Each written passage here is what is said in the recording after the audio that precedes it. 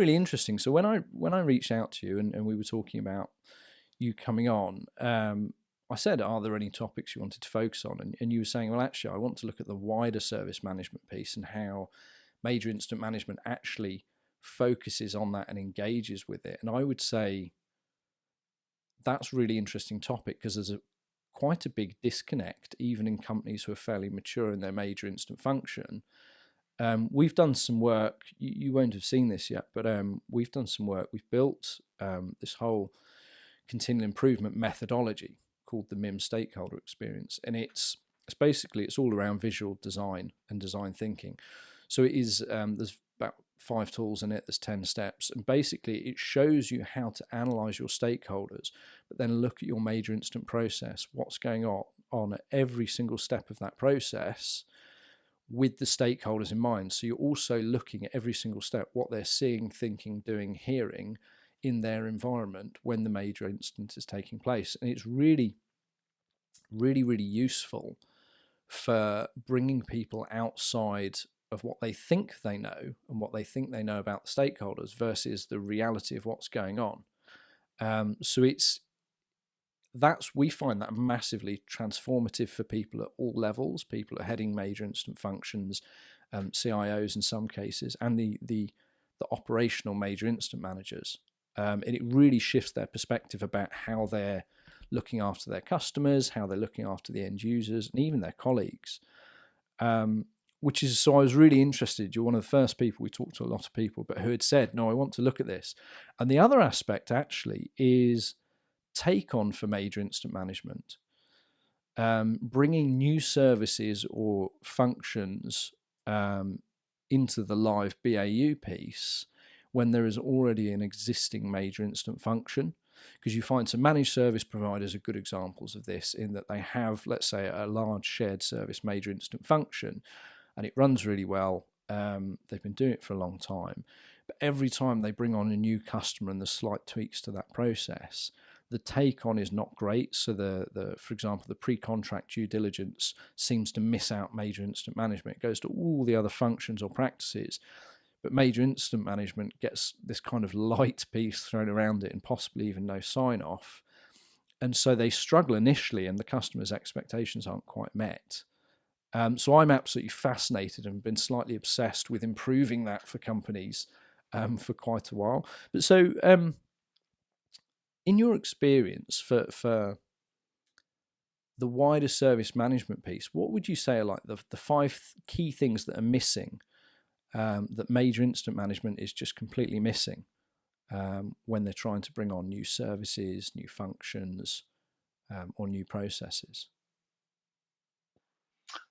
I'm not sure I've got 5, but let's see how let's as we go. No, I don't think major incident's missing anything. I think major incident function is the function. We are there. Our primary job is to restore service in the quickest time possible, regardless of anything else.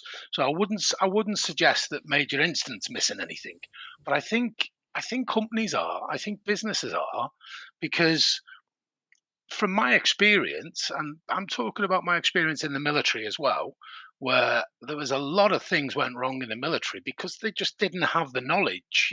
ITIL was relatively new to the military, not so long since. So fortunately they're there now and they've got good processes and good practices, but they didn't before. The same with other companies I've worked for. The actual beginning of the issues for any app or service in my eyes, and I'm just talking from my personal experience, so other people may have different ideas, is, and I learned this at National Grid, the design to operate focus. So in the design phase of your of ITIL, you design the service. It's the business say, I want this, and then all the guys get together and girls get together and they create what they, so it's fit for use. Sorry, it's fit for purpose, isn't it? So, but the everything else that goes around that service is missed. As in, do you have the 24-hour, you know, SLA with the resolver groups to, if it goes wrong, that they'll come and fix it? Do you have the correct focus of, do you have a service desk or a help desk with that company? None of that is captured, I don't think. No, sorry, Mm. I'll rephrase that. A lot of time that is missed. So that's one key thing. The service wrapper that goes with a service, that is missed. Or the expectations of that service wrapper for, by the business is missed. Yeah, so the business think they've got Yeah, a yeah, 24/7 wrap, but really they've only got an 8-hour wrap Monday to Friday. Well, that's not good for the business because they of a weekend and of a night. So that piece for me is one thing. So the design to operate, there should be a list of things that the company, not the business area, who want that device, because all business areas like shiny new apps and services that help them with their job. That's their goal. Their continual service improvement piece is to make things better and easier for their guys and girls who work for them.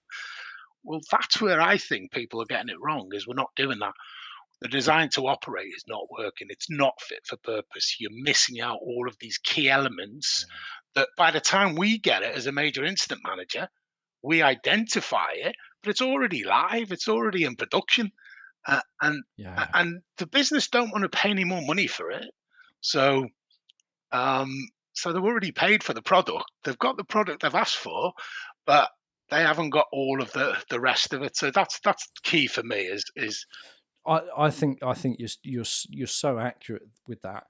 I guess I'd echo that. In again, we're so fortunate to see so many companies and leading companies, but we still see that misalignment of the SLAs and OLAs, and it works for all the services individually, but when you then have a major incident and you line it up with what's expected of a major incident function, you're like, well, even with third parties, for example, you're like, yeah, they don't have to respond for 8 hours.